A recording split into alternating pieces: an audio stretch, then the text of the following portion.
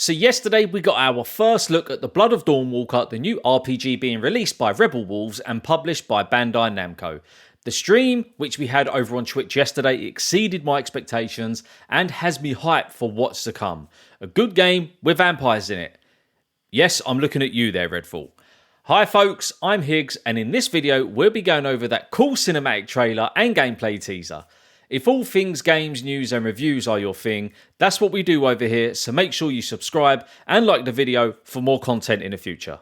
So Rebel Wolves did a reveal stream over on Twitch yesterday and gave us our first taste of their new game, The Blood of Dawnwalker, the first chapter of a new role-playing saga, and it has been over a year since we first heard about the game when a few of CD Projekt Red's staff left the studio to form what we now know as Rebel Wolves. And with it being the first chapter, we can expect more games in the future, and the reason why I'm excited is because of who the studio was formed by. When the guys did leave CD Projekt Red, they said this is why they left. We decided to create our own studio and run it on our own terms. Chief among them, the team comes first, always. Happy people make great games.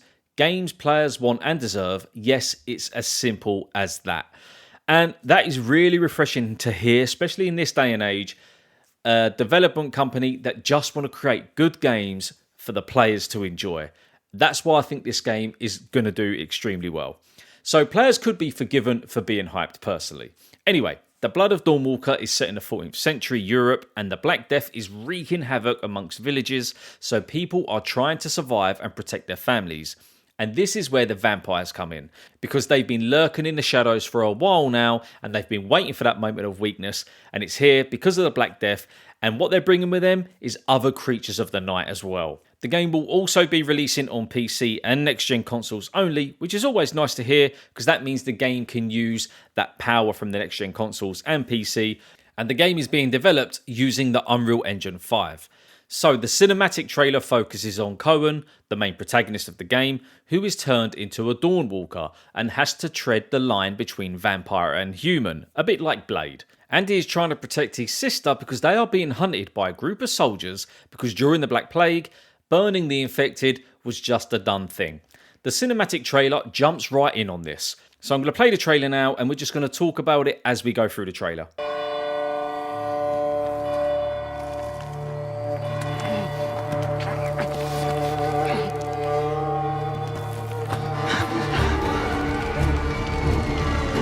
Must be here somewhere. This way.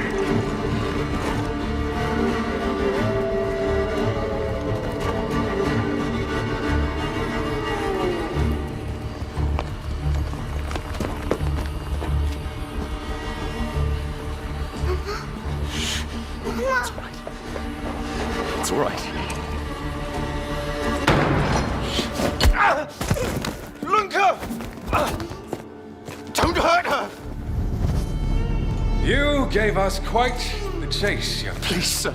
She's just a child! Roderick, remind me, did I make an exception for children? No, sire. No. That would have been foolish, would it not? They spread the plague just as well as adults. And there's only one way to stamp out this sickness. So see there, when he was cornered in the old building, we see someone in the window who then disappears, which adds the creepy feel to that trailer. It really captures that cinematic vibe. I love shit like this. I hate scary stuff. I'm not a fan of horror movies. That stuff always gets the hairs on the back of my neck standing up. Not just a runner, but a fighter too.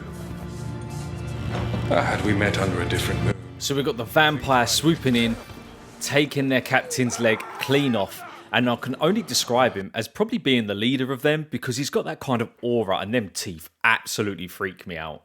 And then we've got the sumo vampire, we're just going to call him that for the video's purposes, who just absolutely batters the poor bloke up against that pillow, throwing about 1,000,000 punches.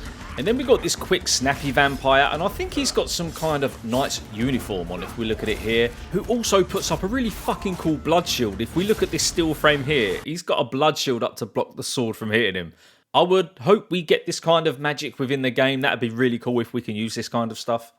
And then we got this lady vampire who I'm going to just aptly name as the Black Widow. She scares me with that veil over her head. And this first move she does, wrapping that blood whip around him and just totally cutting him in half, is cool as fuck. And then the poor soldier thinks he's getting away on the horse, but no, she uses some other form of magic and totally crushes him, imploding him into nothing but blood.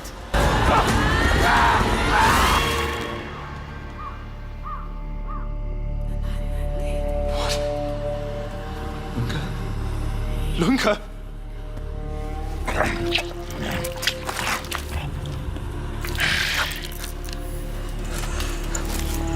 So we've got Cohen begging and pleading for his sister to be saved. The vampire comes up, opens that big mouth of his with them big scary teeth. Cohen gets a little bit intimidated, but then we see his face and eyes changed, and that's when the vampires quickly realise that Cohen is one of them. This is where we get the first glimpse of him as the Dawnwalker.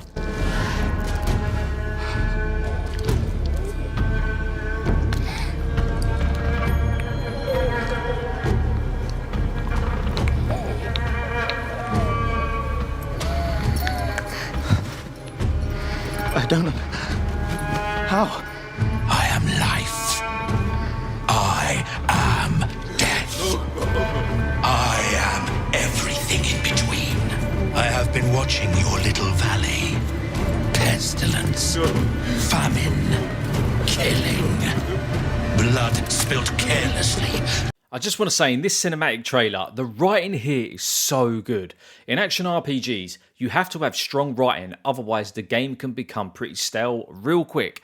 And what we've seen here bodes well for the full game release. I know it's only a cinematic trailer, but this is all we've got to go off right now. And I have to say, the script writing for that was exceptionally good. It has me so hyped. I can't wait to see more of this game.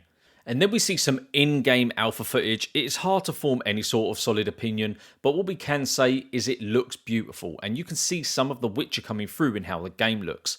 The monster that drops down looks cool as well, which lets us know enemies will be diversified. I'm also hoping that we can use some of the magic and abilities that we saw in that cinematic trailer, things like the blood shield, the blood whip, where we can implode enemies.